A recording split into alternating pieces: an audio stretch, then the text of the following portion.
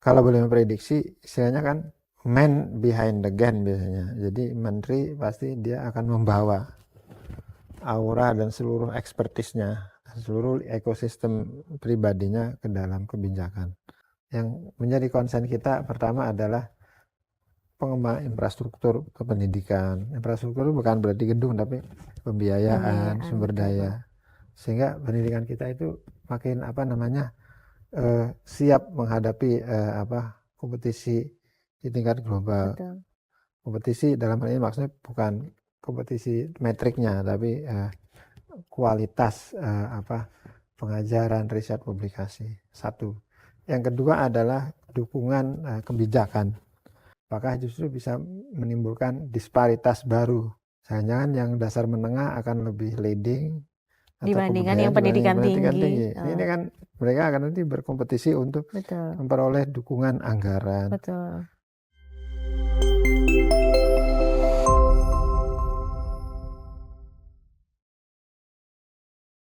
Halo rekan akademia, jumpa lagi dengan saya Rida Farida di podcast santai Sambang Asik ngobrol tentang akademik dan isu. Pada kali ini kita masih akan ngobrol bersama Prof. Mas Duki. Bagaimana kabarnya Prof pada hari ini? Alhamdulillah sehat, semoga yang menonton juga sehat ya. Amin. Baik, seperti obrolan sebelumnya nih Prof, kali ini kita ngobrol-ngobrol lagi. Harapannya obrolan kita juga bisa membawa manfaat untuk rekan-rekan yang sudah menyimak podcast Dunia Dosen.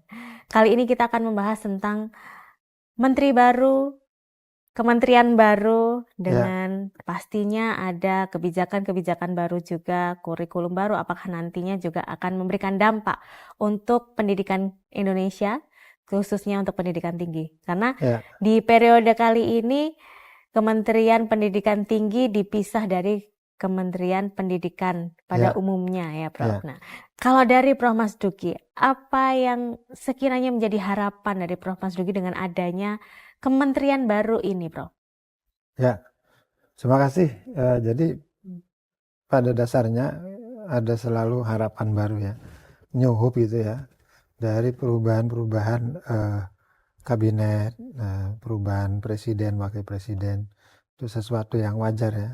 Artinya bahwa kita sebagai warga negara telah memilih mereka dan kemudian kabinet terbentuk, itu tentu harapannya mereka bekerja. Nah, ini saya kira penting. Jadi membangun optimisme. Ya.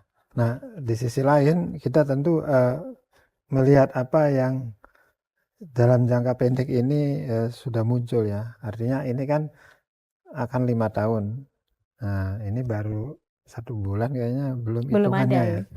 Dan barangkali dengan berapa minggu ini kita bisa membuat prediksi awal atau membuat analisa.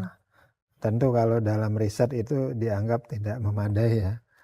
Waktunya baru 1 bulan kurang kok menggambarkan atau membayangkan kira-kira 5 tahun nanti 5 tahun seperti apa. Tapi selalu kita melihat proses politik itu kan tidak hanya yang 5 tahun ke depan, tapi 5 tahun ke belakang, bahkan 10-15 tahun. Jadi ini yang juga harus kita lihat, karena biasanya akan saling mempengaruhi. Nah, dalam kerangka inilah barangkali diskusi kita penting ya, artinya kita membuat prediksi.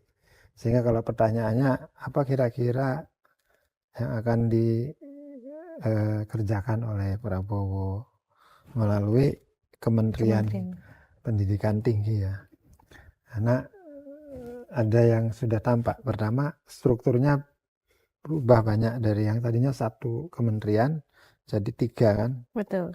Kementerian Dasar Menengah, Tinggi sama Kebudayaan. Betul.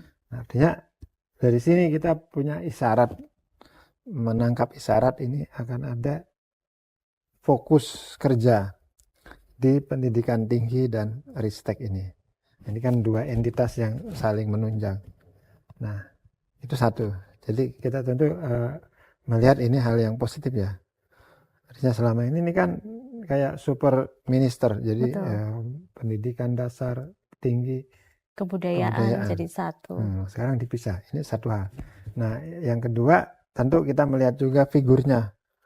Orang yang diberi amanah menteri ini berbeda jauh dengan yang kemarin. Sebelum-sebelumnya. Ya, Kalau dari riwayat rekam jejaknya semuanya dari kalangan akademisi ya, yang track recordnya pun juga tidak kaleng-kaleng gitu ya Prof betul. ya. Jadi ada menteri yang dulu kan Nadiem Makarim dari industri digital, sekarang profesor dari kampus lagi, Betul, guru besar ekonomi. Nah, yang kedua ada para wakil menteri, betul. yang kalau nggak salah ada 2 orang ya. 2 Nah, orang.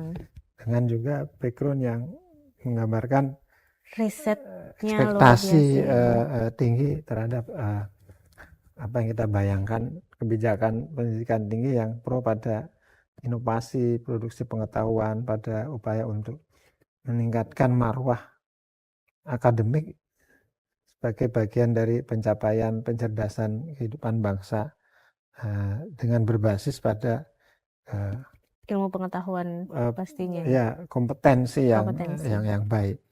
Jadi ibaratnya kan sesederhananya begini, orang yang bekerja di dunia pendidikan kan role modelnya setidaknya juga menterinya. Betul. Menterinya siapa ya? Oh ya, Nadiem Makarim. Oh ya, kan ada referensi. Oh berarti kalau seperti Nadiem tuh bla bla bla. Lalu sekarang Profesor Guru Besar Sumantri ya, Prof Sumantri. Brojonegoro itu seperti apa? Ini penting. Apalagi kalau kita bicara simbol.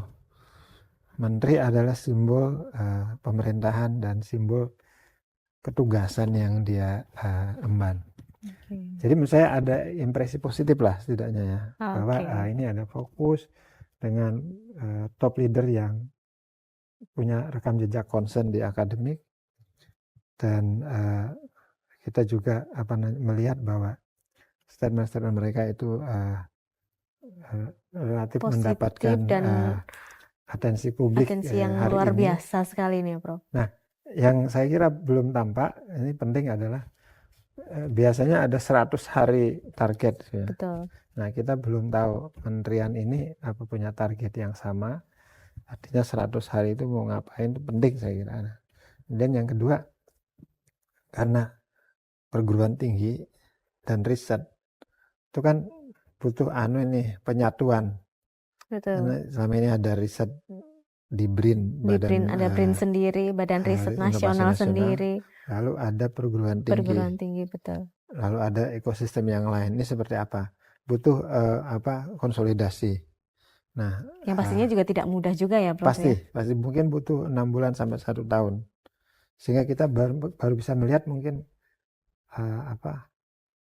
peta jalan programatik menteri ini baru tampak wujudnya, dan kesiapan sumber daya pendukungnya mungkin 6 bulan ke depan. Inilah risiko dari pemisahan itu. Betul. Tapi sepertinya nih sambil nanti kita juga akan ngobrol lagi, kalau kita lihat dari riwayat Permendikbud yang terakhir, yang terbaru terkait pendidikan tinggi pun juga sudah ada perubahan regulasi yang sepertinya arahnya juga searah dengan adanya pemisahan kementerian ini, Prof. Kalau menurut kami, kalau menurut Prof Mas Duki sendiri seperti apa? Karena kemarin kan ada Permendikbudristek nomor 44 untuk karir dosen, di mana juga menekankan terkait etika akademik itu diperhatikan sekali, dan saat ini kementeriannya pun sudah langsung dipisah menjadi Kementerian Pendidikan Tinggi dan Riset. Nah, ini pastinya sebuah, kalau kita lihat ini sepertinya mix and match yang sudah sealur ini ya Prof ya. Apakah harapannya juga nanti bisa sealur ini Prof, kalau menurut Prof Mas Duki?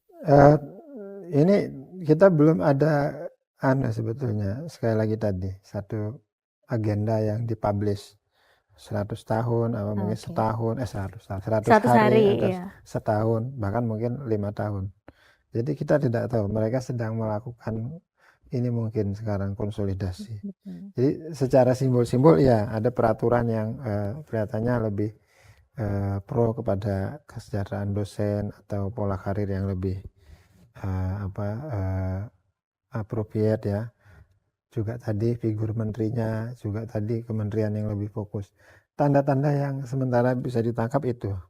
Tapi kalau boleh memprediksi, istilahnya kan man behind the gun biasanya. Jadi menteri pasti dia akan membawa aura dan seluruh ekspertisnya, seluruh ekosistem pribadinya ke dalam kebijakan. Nah, itu yang barangkali diharapkan banyak orang sekarang. Ada banyak kritik di era Nadiem terhadap kebijakan-kebijakan perguruan tinggi yang itu mungkin terhubung dengan figur Nadiem. Nah, sekarang diharapkan itu mengalami modifikasi, tentu. Harapannya begitu ya. Ya, Harapannya semakin membaik lagi ya, Prof. ya, artinya semakin pro pada aspirasi yang berkembang. Oke, Gitu. baik. Nah, ini ada pemberitaan seperti yang sudah kita ketahui, pembagian Kemendikbudristek, peluang emas atau dilema baru bagi pendidikan Indonesia. Ini khususnya untuk pendidikan tinggi ini, Prof. Ya, ini berita kayaknya pasca pelantikan ya. Iya, pasca Persis. pelantikan di 23 Ya. Oktober kemarin. Jadi pesannya adalah selalu memang dua kemungkinan tadi. Apakah ini menjadi satu upaya Prabowo untuk fokus, artinya dengan fokus pendidikan tinggi ristek ini akan mengakselerasi kebijakan-kebijakan, misalnya yang menjadi konsen kita pertama adalah pengembangan infrastruktur kependidikan. Infrastruktur bukan berarti gedung, tapi pembiayaan, sumber daya, sehingga pendidikan kita itu makin siap menghadapi kompetisi di tingkat global. Betul. Kompetisi dalam hal ini maksudnya bukan kompetisi metriknya, tapi kualitas pengajaran, riset, publikasi. Satu. Yang kedua adalah dukungan kebijakan, perubahan kebijakan-kebijakan yang tidak hanya merespon situasi tentatif 5 tahun, tapi benar-benar berbasis pada amanat konstitusi itu loh. Pendidikan mencerdaskan kehidupan bangsa. Jadi ada equality, PTS itu equality-nya lebih diperhatikan selain PTN. Kemudian Indonesia punya problem kesenjangan Jawa luar Jawa dalam hal layanan pendidikan, dan seterusnya, pendidikan tinggi ya. Jadi itu overall. Jadi istilahnya peluang kalau orang bekerja dengan fokus kan harusnya bisa lebih baik lagi ya, Prof ya. Tidak kesana kemari fokusnya. Tetapi sekali lagi ini kan birokrasi kementerian yang nanti tadi seperti di berita itu, apakah justru bisa menimbulkan disparitas baru. Jangan-jangan yang dasar menengah akan lebih leading dibandingkan yang pendidikan tinggi. Ini kan mereka akan nanti berkompetisi untuk memperoleh dukungan anggaran. Betul. Stafnya itu akan dilakukan rasionalisasi, redistribusi. Ini problem penyesuaian birokrasi ini butuh waktu. Dan itu tidak singkat ya, Prof ya, untuk 6 bulan sampai setahun. Betul, paling singkat 1 tahun. Semoga juga sudah mendapatkan regulasi yang oke untuk kementerian baru ini. Kalau itu yang terjadi kan berarti tadi seperti alternatif atau kemungkinan kedua itu justru ini memperlambat perkembangan, proses reformasi, akselerasi kebijakan dan pengembangan infrastruktur perguruan tinggi kita. Karena butuh waktu ini loh, setahun. Ini kan wasting ya, membuang waktu. Betul. Ya ini risikonya. Oke, tapi tidak ada sebuah upaya tanpa adanya resiko juga ya, Prof ya, kalau kita bilang. Jadi harapannya sih semoga nanti resiko-resiko ini bisa kita minimalisir atau bisa diminimalisir oleh pemerintah. Harapannya seperti itu. Nah, kalau kita lihat track record ketika ada perubahan kementerian atau perubahan kepemimpinan menteri baru, pasti ada perubahan kurikulum yang berubah juga. Ya, betul. Apalagi ini kementeriannya pun kita dirubah lagi nih, Prof, untuk pendidikan tinggi. Apakah nantinya akan ada perubahan juga di kurikulum perguruan tinggi, di pendidikan tinggi, atau menurut Prof Mas Duki sudah kurikulum yang berlaku saat ini sudah masih bagus dan masih perlu kita evaluasi, mungkin ya kita kembangkan, atau seperti apa, Prof? Ya, ini menarik. Kita sekali lagi belum punya reference Pak Menteri yang baru ini agak irit bicara dibanding mungkin Menteri Pendidikan Dasar Menengah ya. Kalau Mendikdasmen tuh Pak Abdul Mukti itu udah misalnya Sudah kelihatan public di statement mana misalnya lagi mau menghapus ujian nasional atau mau mesejahterakan mensejahterakan guru. guru, betul. Nah, kita belum Belum mendapatkan statement, terinfo. betul. Jadi kalau pertanyaan soal kurikulum misalnya, kita punya pengalaman 5 tahun terakhir kurikulum Merdeka Belajar. Mau diapain? Betul. Banyak manfaatnya tapi juga banyak kritiknya. Itu satu. Dan tidak hanya kurikulum dalam arti yang spesialis seperti ini, tapi kurikulum perguruan tinggi keseluruhan yang hubungannya dengan akreditasi. Betul. Hubungannya dengan metrik internasional. Itu kan juga mau diapain? Misalnya kita punya model vertikal S1, S2, S3. Tapi ada juga horizontal. Orang itu dari pengembangan jenjang akademiknya, kemudian pusat studi, kemudian pengembangan kolaborasi internasional, unit-unit publikasi, unit-unit riset, pengabdian. Nah, ini kampus itu kan satu rumah besar. Betul. Satu ekosistem yang vertikal, horizontal. Dan pertanyaan besar selalu kurikulum itu apakah ini diorientasikan untuk menciptakan yang disebut pekerja di industri, Akademik, tukang, iya. atau vokasional, ataukah akademik sifatnya adalah inovator, pemikir. I don't know. Ini tentu sebuah pilihan-pilihan yang kita masih menunggu ya. Masih harus menunggu, kita wait and see. Nah, jadi fokusnya akan kemana gitu ya Prof ya. Kita saat ini yang kita tahu di pendidikan tinggi ada pendidikan vokasi, ada juga pendidikan tinggi akademik. Ya. Nah, ini bingung juga nih akhirnya karena kementeriannya jadi satu juga nih Prof. Nah, seperti tadi yang Prof Mas Duki sampaikan juga, apakah kita akan fokus menjadi seorang akademisi yang penuh dengan inovasi, temuan-temuan baru, atau kalau vokasi kan langsung kerja nyata, aksinya apa, nanti hasil karyanya apa. Nah, kalau menurut hemat Prof Mas Duki sendiri nih, sebagai akademisi juga yang mungkin merasakan langsung ya, berperan langsung dalam kegiatan akademik yang pastinya hari-harinya ini Prof. Baiknya itu seperti apa? Apakah dengan adanya gagasan yang sebelumnya sudah ada pembagian langsung, ini akan lebih baik kita teruskan atau lebih baik seperti kembali ke dulu kala ini Prof? Ada, kalau dulu memang kita tidak mengenal vokasi, tapi kita mengenal D3 begitu ya Prof ya. Nah, tapi kan kurang lebih tidak begitu berbeda jauh dengan yang akademik kalau D3 ini. Memang banyak prakteknya, mungkin lulusnya juga regulasinya yang berbeda. Nah, kalau dari Prof Mas Duki sendiri seperti apa? Jadi ini, kita itu perguruan tingginya masih tunggal sebetulnya.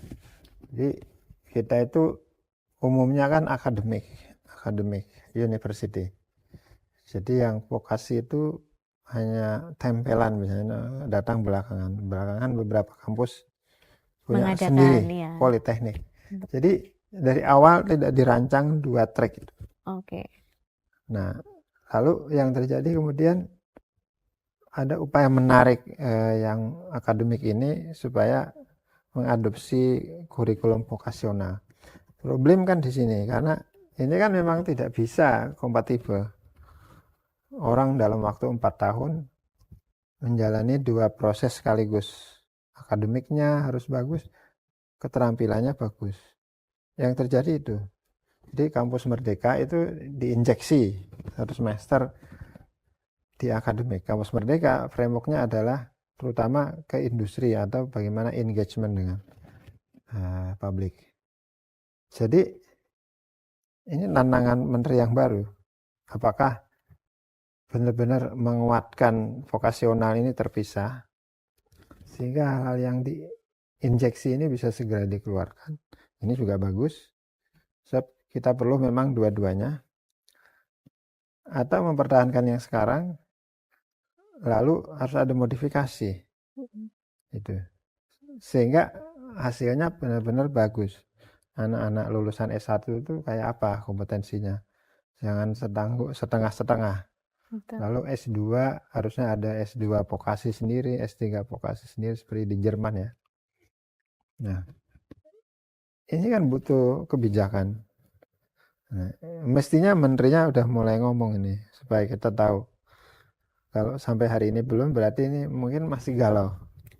Masih harus banyak pertimbangan Iya, apa yang harus kita sesuaikan ini iya ya Prof betul, ya. betul. Oke, karena memang ini menjadi dilema lah istilahnya ya Prof. Hmm. Nah ini ada pemberitaan. Kalau kemarin mungkin sempat kita juga mendengar terkait Merdeka Belajar ini juga Prof. Perlukah kurikulum Merdeka Belajar diteruskan? Begini pendapat para pakar. Kalau menurut Prof. Mas Duki, apakah perlu ini Merdeka Belajar ini bisa diteruskan atau bisa diteruskan dengan evaluasi tertentu? Karena kan banyak sekali ya beberapa kampus pun merasa ada, kalau kampus Merdeka kan kita dituntut untuk 4 semester menyelesaikan teori, kemudian setelah itu semester 5, 6 mahasiswa untuk belajar di luar atau di lintas keilmuannya untuk bisa mengembangkan pengayaan materi. Nah, kalau dari Prof. Mas Duki sendiri seperti apa ini, Prof? Jadi ada dua hal. Pertama, gagasannya menurut saya itu tetap bisa diadopsi ya. Gagasannya itu kan orang belajar lintas disiplin. Betul. Tidak cukup ilmu komunikasi saja, tapi ilmu sejarah, ilmu ekonomi. Jadi dia mengalami itu. Di luar negeri best practice-nya banyak. Itu idenya, gagasannya. Sehingga terjadi pengayaan, enrichment. Nah, kemudian mungkin to some extent kalau dia itu vokasional, ilmunya dia harus ke industri. Betul. Kita selama ini istilahnya magang. Magang ya, Atau kerja praktek gitu praktek. ya, Prof. Ini lebih holistik karena 6 bulan. Bahkan ke luar negeri kan. Betul. Nah, sebagai satu gagasan menurut saya ini bagus. Nah, yang perlu dilihat kan adalah sumber daya penyelenggaraannya ini yang masih timpang ya. Betul. Jawa, luar Jawa, terus kemampuan mahasiswanya mengakses itu hubungannya dengan kompetensi asalnya dia ke bahasa, dan juga administrasi perguruan tinggi itu kadang tidak semudah menyelenggarakan di perusahaan swasta. Betul. Nah, jadi ini harus jadi konsen betul. Istilahnya, gagasannya tampaknya sudah bagus. Kalau yang saya jelasin tadi ya, nggak tahu aslinya kan bisa jadi berbeda implementasi. Tapi apakah sumber daya kita best practice-nya 5 tahun terakhir itu supportive atau tidak? Tentu kata kunci yang paling mudah adalah dimodifikasi. Artinya ada program tertentu yang terus bisa dijalankan kayak mobilitas internasional atau 1 semester di prodi lain. Tapi ada kebijakan lain yang tampaknya harus ditinjau ulang. Misalnya engagement ke industri, apakah itu selalu pas atau tidak. Terutama untuk yang perguruan tinggi akademik ya, Prof. Ya, terus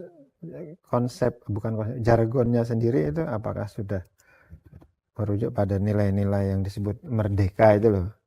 Merdeka itu kan pilihan otonom. Betul, betul. Nggak ditawarkan atau adanya ini. Kan beda itu. Betul. Itu berarti nggak merdeka itu. Sebetulnya hanya jargon.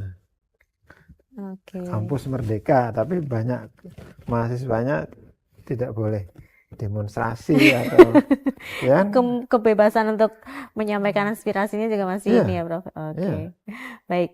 Kan tapi terkadang juga kan, karena tadi juga Prof. Mas Duki menyampaikan ada beberapa institusi mungkin juga penyelenggaranya yang belum siap. Nah, kalau sebelumnya kan kita dituntut untuk digitalisasi, kita permudah semuanya, tapi ternyata sarana prasarana di satu institusi dengan yang lainnya belum beda, sama, masih berbeda. Bahkan mungkin tadi riwayat mahasiswanya sendiri, keterbatasan mungkin kemampuannya, kapabilitasnya, mungkin kalau disamaratakan dengan mungkin mahasiswa di luar Jawa dengan di Pulau Jawa akan jauh sekali. Bukan bermaksud membedakan, tapi kenyataannya memang ada gap yang Hmm. harus kita jembatani sebenarnya, Prof. Nah, bagaimana baiknya nantinya dengan mungkin kurikulum Merdeka Belajar ini masih kita bisa gunakan dengan modifikasi dan memberikan kata merdeka ini memang benar-benar bisa dirasakan kita bagaimana untuk mengembangkan ilmu pengetahuan, belajar secara merdeka sesuai dengan keinginan dan passion kita, tapi juga mendapatkan fasilitas yang baik. Tidak ada ketertinggalan di beberapa aspek, mungkin di beberapa wilayah. Nah, ini seperti apa sih baiknya peran pemerintah ini menurut Prof. Mas Duki? Jadi merdeka itu perlu didefinisikan dulu. Merdeka itu misalnya tadi lebih pada pilihan-pilihan kurikulum atau pembelajaran saja atau holistik. Merdeka menjadi sivitas akademika. Ini penting. Nah, ini mungkin bagian dari modifikasi yang bisa dilakukan. Kita tahu beberapa hari terakhir itu ada pembekuan Badan Eksekutif Mahasiswa di UNER Surabaya oleh dekannya. Kemudian menterinya meminta itu dicabut Dicabut lagi. pembekuannya, betul. Itu katakanlah mungkin satu isyarat ya bahwa tampaknya menteri yang baru itu memberi ruang kebebasan berekspresi. Setidaknya tidak menebalkan keputusan yang represif. Nah, kalau itu dimaknai sebagai nanti modifikasi kampus Merdeka, saya kira itu bagus sekali. Ya, dosen, dekan, rektor, mahasiswa itu punya kebebasan berekspresi. Dan itu kurikulum juga, tapi memang kurikulum yang tidak resmi terstruktur ya, namanya kurikulum hidden ya, kurikulum yang embedded dalam kehidupan kampus. Saya kira itu penting. Nah, kalau menterinya mau mengambil ini hal yang baik.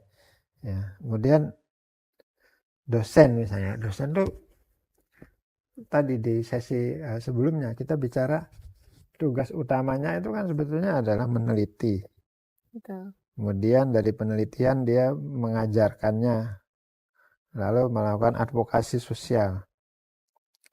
Nah, dosen harusnya diberi kebebasan, kemerdekaan untuk meneliti, hanya mengajarkan hasil penelitiannya. Itu penting sekali. Jadi jangan tiba-tiba dosen beban mengajarnya banyak. Atau dosen itu tidak punya sumber daya pendukung untuk penelitian. Karena yang utama tugasnya itu. Kan gitu. Betul, Dan dosen juga merdeka memilih topik-topik penelitian. betul. Dan namanya ada academic freedom, kebebasan akademik. Buat saya itu bagian dari kampus merdeka.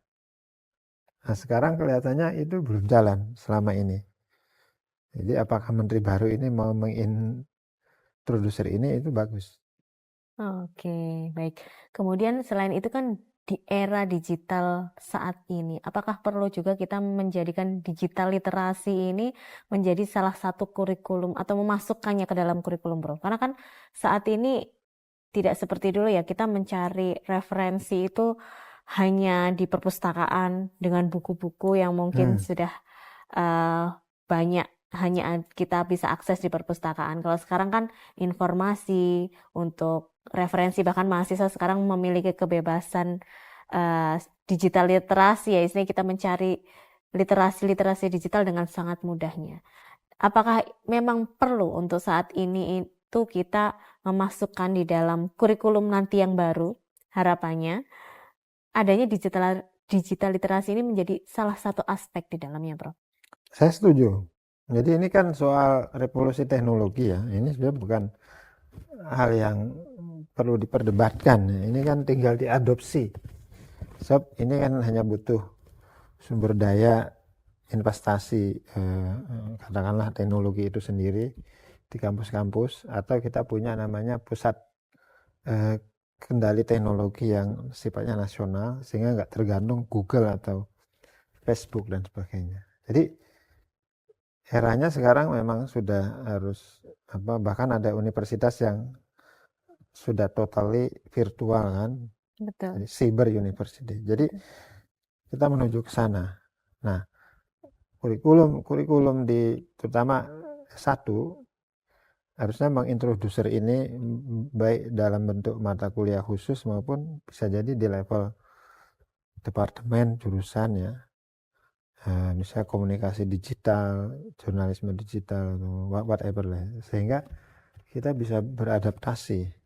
Tidak sekedar pencarian data, tapi digital sebagai ini loh, mindset. Mindset utama, Ya, begitu ya. jadi Bukan kita bergantung pada bukan pengguna kalau itu saja, pengguna. Oke. tapi dalam arti kurikulum digital yang mengembangkan kemandirian digital nantinya itu. Penting sekali, saya setuju itu. Nah, ada kementerian yang berubah nama kan, Kementerian Komunikasi Informatika, sekarang Kementerian Komunikasi dan Digital. Betul. Ya, Jadi tidak hanya mengkomunikasi saja, tapi digital ini pun juga sudah ya, dimasukkan ke dalamnya ya, Prof ya. ya, Oke. betul. Kalau begitu berarti saat ini kurikulum yang saat ini ya untuk kedepannya harapannya, apakah memang masih kalau kita bicara perguruan tinggi akademik kan berarti kita mengedepankan bagaimana kita pola pikir, pengembangan, inovasi, riset, kemudian juga tapi secara hard skill-nya katanya kalau dulu hard skill-nya belum teruji. Nah, kalau menurut Prof Mas Duki nih, memang kedepannya kita harus kurikulum kita memang harus mengakomodir keduanya atau cukup sebenarnya salah satu soft skill saja atau hard skill saja kita sebagai di bidang ilmu tertentu atau memang harus keduanya kita akomodir dalam kurikulum ini, Prof? Ya, ini pertanyaan bagus. Jadi kita selama ini dilema ya.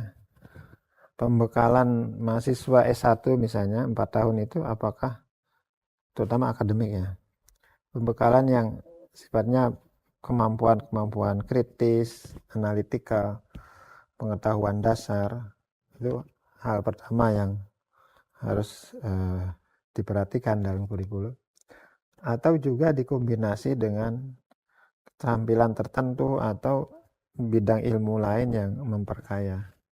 Jadi ini nggak pernah tuntas nih, karena sekali lagi kita nggak punya 2 track tadi. Jadi kita masih mengandalkan akademik, udah ini dibebani semua. Nah, semuanya harus Semuanya harus bisa. ada. Oh ya, harus ada. Sehingga nggak bisa semua.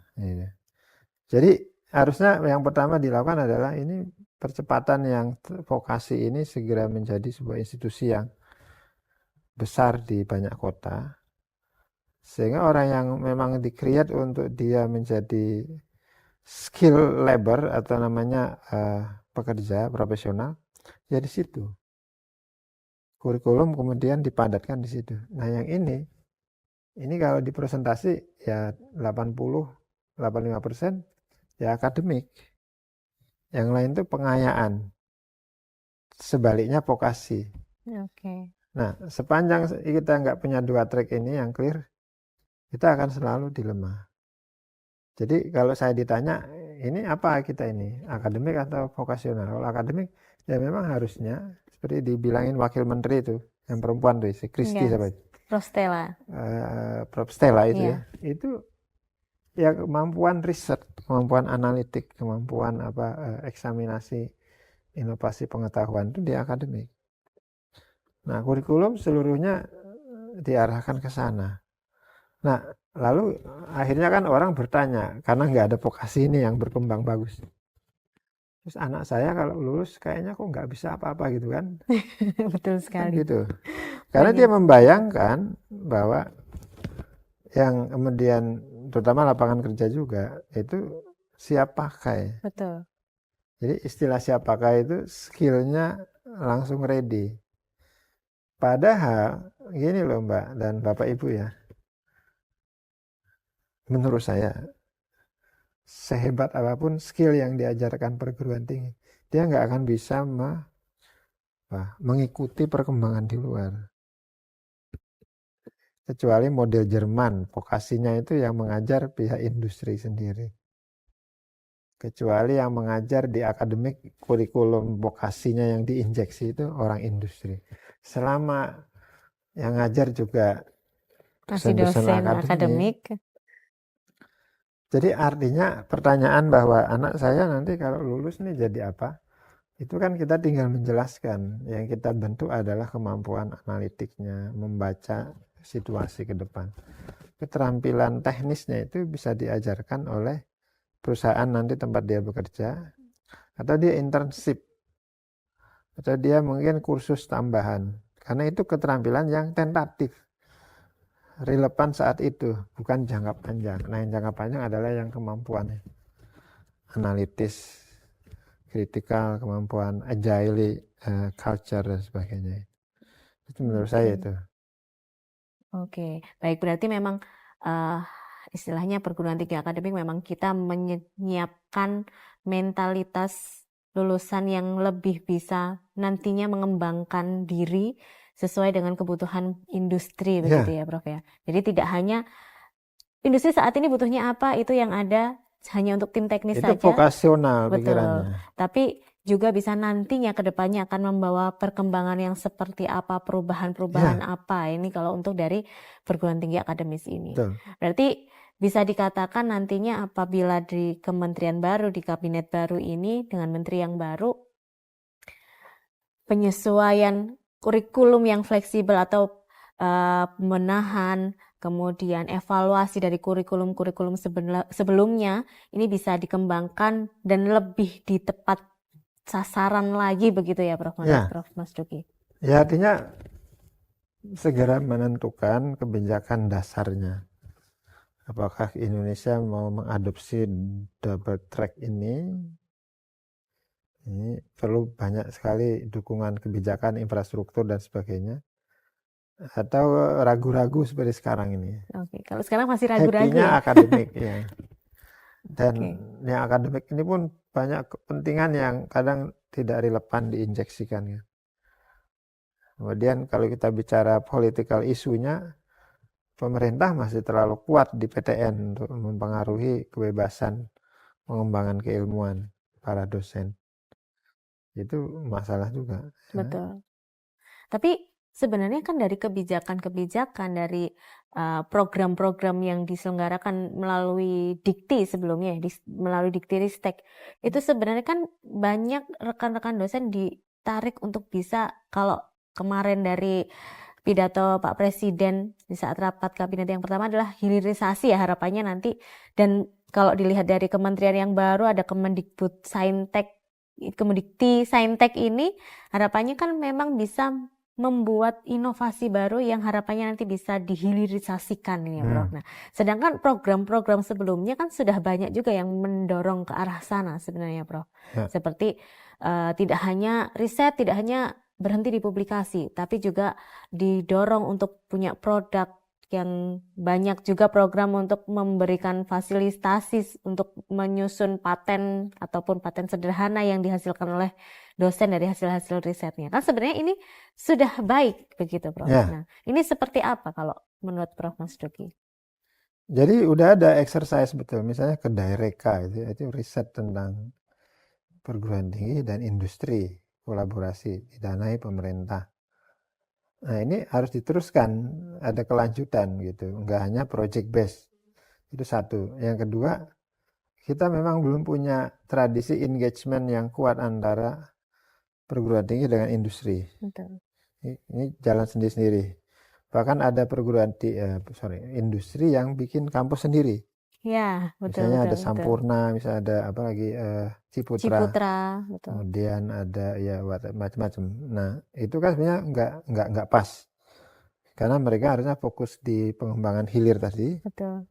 Lalu mereka merekrut atau engage dengan kampus-kampus yang sudah established ini. Nah, karena ini sendiri-sendiri, sementara yang kampus yang didirikan korporasi itu juga eksklusif, maka ini selalu nggak ketemu. Jadi gagasan hilirisasi itu akhirnya menjadi hanya jargonnya yang besar, tapi upaya ini mendekatkan ini masih butuh sebenarnya intervensi yang strong ya dari kementerian kadang-kadang. Misalnya stop perguruan tinggi yang berbasis industri, tapi mari didorong kolaborasi, partnership dengan perguruan tinggi yang non industri, sehingga terjadi benar-benar hilirisasi yang istilahnya sinambung. Tidak habis perguruan tinggi tugasnya selesai, mahasiswa atau dosen masih harus mengupayakan dengan sekuat tenaga, bahkan butuh support pendanaan pemerintah, lalu baru mereka bertemu. Betul. Sesudah itu juga biasanya masih tentatif 1 tahun 2 tahun, tidak ada kelanjutan. Ya, berhenti di situ saja ya, Prof. Berhenti. Ya. Jadi kita sekali lagi punya problem pendidikan tinggi itu, balik lagi ke sesi tadi, warisan model lama di mana dia memang dikonstruk sebagai birokrasi pemerintah di pendidikan, bukan satu instrumen untuk pengembangan industri pengetahuan ataupun engagement, bagian dari engagement industri ke perguruan tinggi dan sebaliknya. Tapi ini bagian dari engagement birokrasi dengan perguruan tinggi dan sebaliknya. Itulah. Karena begitu lama, 30 tahun lebih, sehingga ketika reformasi ini melambat proses reformasinya. Oke, tidak Itu. secepat yang diharapkan. Secepat gitu, yang Prof. kita bayangkan. Oke. Itu. Kalau begitu, kalau saya bertanya, akhirnya muncul pertanyaan dari saya nih, Prof. Kurikulum yang kaku seperti sebelumnya, kalau kita bicara kurikulum yang lama adalah kurikulum yang kaku, kemudian muncul kurikulum yang fleksibel dengan Merdeka Belajar ini. Sebenarnya mana yang lebih cocok dan pas untuk kita implementasikan, Prof, untuk di perkembangan pendidikan tinggi kita ini, Prof? Kalau saya sebetulnya gini, kita definisikan kurikulum merdekanya ya dengan berbagai indikator yang saya sampaikan tadi. Dengan begitu maka sesungguhnya kalau ini bisa menjadi keseluruhan, artinya kurikulum itu gagasan merdekanya dibawa ke seluruh betul. struktur kurikulum, itu akan luar biasa. Karena kita mengembalikan tradisi pembelajaran perguruan tinggi di masa Humboldt di Jerman tuh. Perguruan tinggi itu seperti mungkin kita bayangkan di pesantren ya. Jadi orang belajar buka, ada review dosennya belajar, tapi pembelajaran ini dia independen. Dia mencari sendiri fenomena empirik, fenomena gagasan, referensi. Lalu istilahnya perguruan tinggi itu menjadi rumahnya saja mereka berkumpul. Coba Anda bayangkan sekarang ada begitu rupa standarisasi kurikulum yang sangat teknis. Misalnya 14 pertemuan. Betul. 45 SKS, S2, terus SKS-nya berapa jam. Semua dikuantifikasi. Semua dikuantifikasi. Pada ujung-ujungnya dosen juga nanti misalnya 3 kali 40 menit. Yang dosen yang mungkin senang bicara saja, itu dia bisa menghabiskan waktu, mahasiswanya nggak dapat karena bosan juga ya, bosan juga nih mendengarkan dosen memaparkan terus gitu ya, Prof. Ada lagi dosen yang bicara sebentar dia kasih tugas, mahasiswanya nggak terbiasa. Ya, karena terbiasa untuk bisa mendengarkan, terus dia catat, dikopas dari bahan presentasi. Jadi Mbak, akibat kuantifikasi, akibat istilahnya administrasi yang menjadi penting dari keseluruhan report kurikulum ini, menghilangkan esensi substansinya. Jadi yang terjadi bukan revolusi pengetahuan yang didapat mahasiswa, tapi involusi itu ya, involusi. Jadi kalau merdeka dalam arti tadi free choice ya, free to select mata kuliah dan sebagainya. Oh, itu menarik. Apalagi eranya sekarang multidisiplin. Betul. Jadi gagasan ini bisa dilebarkan ke, kalau itu masih 1 semester ya, mungkin 3 sampai 5 semester selama 4 tahun itu. Itu sih menurut saya. Oke. Nah, berarti kan apabila kita bisa mengimplementasikan gagasan Merdeka Belajar secara keseluruhan itu kan berarti ada tantangan lagi nih, Prof, untuk kita sebagai dosen ya, untuk kembali membiasakan diri. Yang pertama mungkin membiasakan diri ya, mungkin belum seluruh rekan-rekan dosen nantinya terbiasa dengan model yang project ataupun pengembangan untuk mahasiswanya tidak hanya model kelas lagi, classroom lagi, tapi berbagai model pembelajaran harus kita siapkan juga. Ya, Tantangannya seperti apa nih, Prof? Untuk bisa menjawab tantangan ini, kalau dari Prof Mas Duki kira-kira seperti apa nih untuk mempersiapkan itu nantinya kalau memang Merdeka Belajar, kurikulum Merdeka ini kita bawa akhirnya oleh kementerian yang baru benar-benar akan diimplementasikan dengan secara modifikasi keseluruhan dan dan modifikasi yang perspektif baru ya. betul. Ya, kesiapan dosen jauh lebih penting pada akhirnya. Betul. Misalnya perubahan mindset dosen dari pengajar, presenter, tutorial, atau dia doktrinal menjadi hanya partner diskusi atau istilahnya peer review pembaca. Kamu baca ini ya semua ya, minggu depan kita diskusi ya, dia mereview lagi, bacaanmu apa?